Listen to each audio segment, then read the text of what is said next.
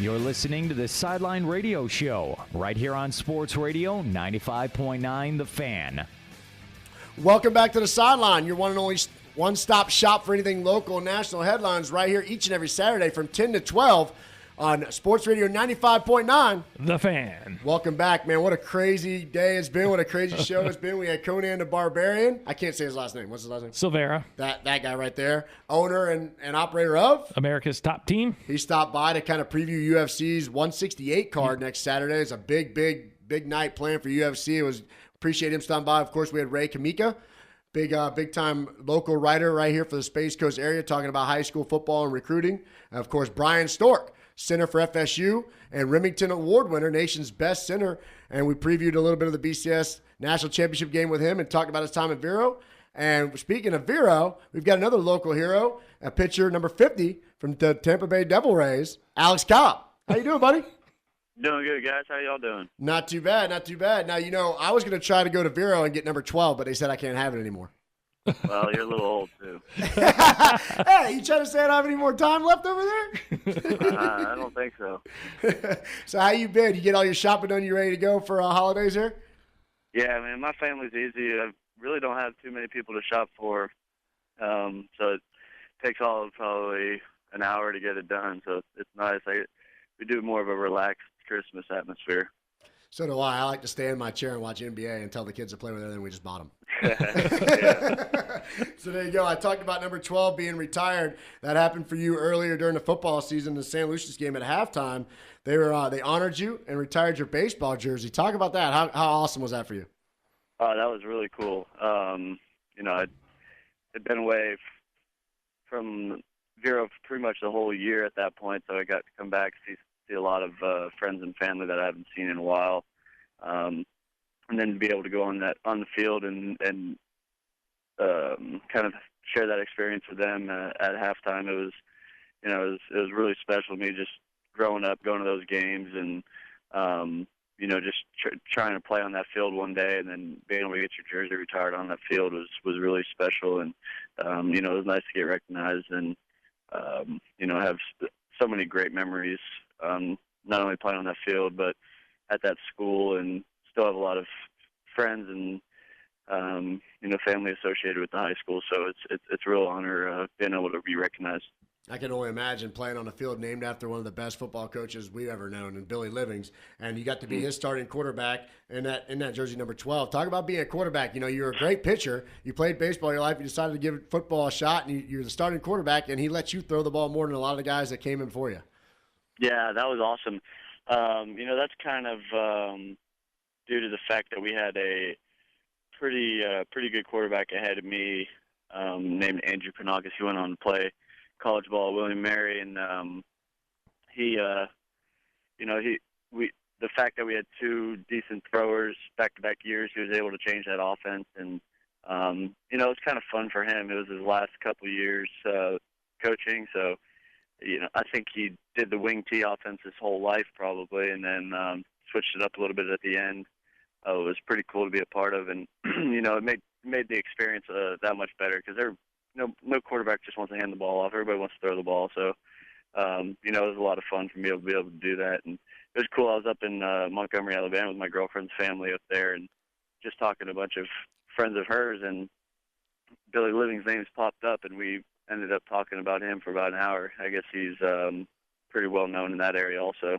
That's it. He's a high school football icon in Montgomery, and also baseball and softball player. He did really well up there as well. But, we were talking to Brian Stork earlier. He played tight end in that same offense. And he talked about how he had to switch it up when he went to a different pro-style offense going to FSU. He had to forget everything he learned in high school. So we were definitely a smash-mouth offense.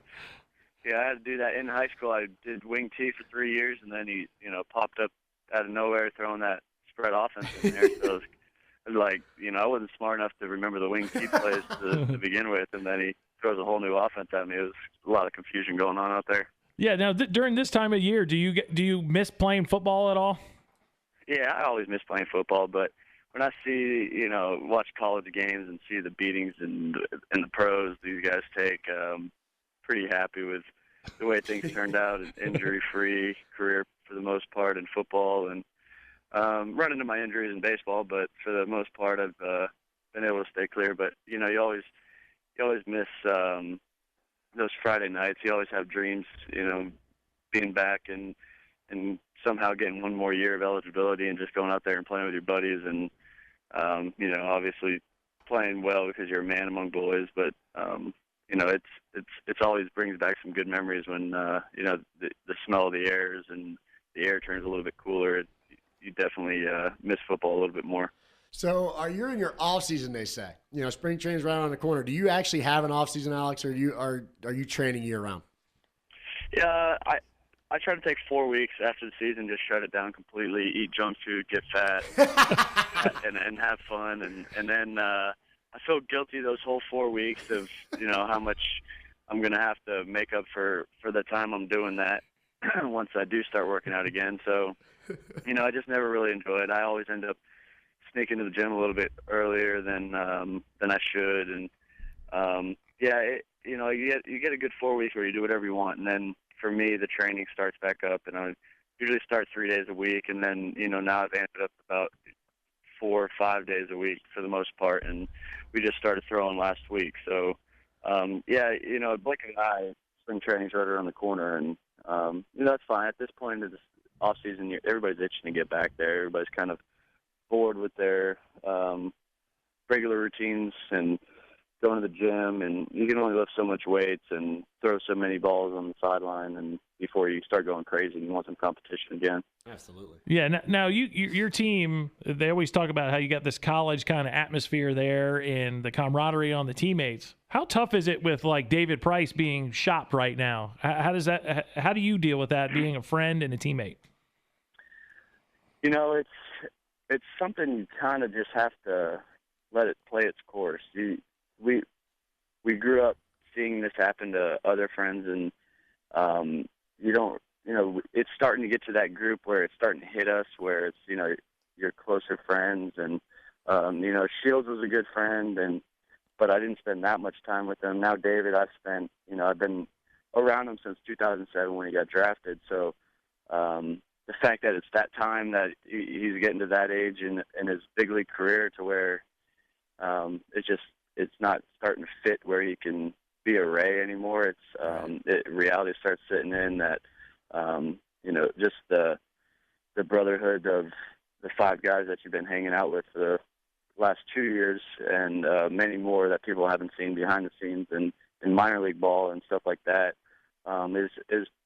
There's a possibility it starts to get broken up, and that's tough, but we get it, and it's part of the business side, unfortunately, that we have to do to compete every year. So hopefully they can work something out, and we can at least get one more year out of them. I would love to try to make another run to the World Series with him in our rotation. I think that whatever you do get back for him, it's not going to replace the type of teammate and competitor and just friend that he's become in the Rays clubhouse. So hopefully we can keep him for a little bit longer. See, listening to you talk about your relationship in there, it just tells you what kind of organization Tampa is. I mean, you see it. It's a feel-good story. You see you guys always, the camaraderie, the fun you're having in the dugout and off the field and stuff like that, and inside the Rays TV show they have there. But you don't get to hear it. You see it, you think it's a show, but you hear it. It really means something when these players move away from your teams and go to other teams. Yeah, I think it's different with us just in the fact that we don't go out and get free agents every year, and for the most part we rely on our minor league system. And in the minor league system, I don't know if you know anybody that's been in the minor leagues or talk to anybody. It's a grind, and it's not the glamorous life that you see big leaguers having, and it's a lot of hotel room days and towns that you've never heard of, and you make time to have fun with guys, and you just grow a strong bond because that's it. It's just you, and you're going to work every day and hanging out at the field, and then you come home and you stay in the hotel all day and hanging out together there. So with us, we don't go out and get free agents, new names. We come up to the big leagues with a group of friends that we've done it with in the minor leagues, and that bond grows stronger when you've made it to the big leagues together. And it's tough that it has to come to an end someday, but It's just the way it is right now, and we're going to miss David if he does leave, but there's many more friends in the making right now, and hopefully we can compete without him. We're speaking with Vero Beach High School graduate and Tampa Bay Devil Rays starting pitcher Alex Cobb. Derek, you got a question? Yeah, I was going to ask you, because last time we talked, you were talking about David Ortiz. We brought him up. You said that guy always kind of hits you hard. Is there any other guys that you faced during the year that like they kind of have your number, and is there any guys that you kind of feel like you got them? Well, Miguel Cabrera, I think he has everybody's number. He hits everybody hard. For the most part, there's nobody that I would consider I own that I'm excited that they're up in the box. It just doesn't happen like that. Yeah, Once exactly. you think you own somebody, that's when you give up the big ball. So I try to not have that mindset. But there's a couple guys that hit me pretty well. Miguel Cabrera is leading the pack with David Ortiz, but I don't feel bad about that. That's 95% of the league also. Although I'm going to give you a surprise guy, because I did some research, is Coco Crisp. He said you like 625 and hit 2 home runs off you last year. What's the deal with that? I don't know. You're right. That name should have popped in my head. I couldn't understand when he's in the box. Another old guy is Raul Ibanez. He's probably got 4 or 5 home runs off me. I've only faced him like 6 times probably. Oh. But those two guys, just two lefties that I can just have nightmares of 2-seam fastballs leaking over the middle of the plate, and they've done what they've done for years with them. So. Yeah, I've fallen victim to those guys a couple times, too. Just send that guy a box of cereal. Hey, Derek's sitting over here with his Red Sox jersey on. I'm in my Rays jersey on. I just want to show you. That's where he's coming from. What's that? I said he's sitting in his Red Sox jersey. I'm in my Rays jersey. I just want to let you know where that question came from, by the way. I don't know if I'm more impressed that you have a Rays jersey or you guys are letting him do the show with a Red Sox jersey. That's the problem. You should turn that thing inside out. It's like a Christmas show. I've got the green, that green Red Sox jersey, the Ortiz jersey. So, you grew up as a Red Sox fan. Now that you're a Rays, you can't like the Red Sox anymore, right? By default. Yeah, it makes it difficult. I think I've converted the last family member to a Rays fan. It's tough. They're all up in New England still, so.